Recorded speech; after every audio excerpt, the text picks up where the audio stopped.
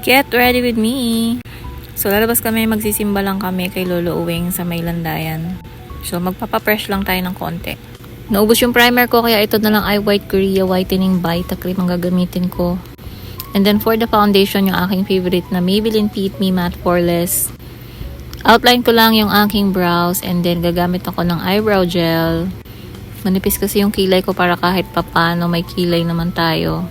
For the blush on, gagamitin ko yung aking Mermaid Island Lip and Cheek Lace Stain. Ganito ang blush placement ko ngayon. So, dati nakikita nyo na pataas ako maglagay ngayon dito sa ilalim ng mata. Opak, fresh yan, parang tisay lang. Maglalagay na rin ako ng konti niyan sa aking eyelids para kahit papano may kulay sa aking eyes. Next is the Shellye Highlighter. Lagay lang ako dito sa aking eyelids, sa aking nose, and sa high points ng aking cheeks para shining, shimmering, splendid.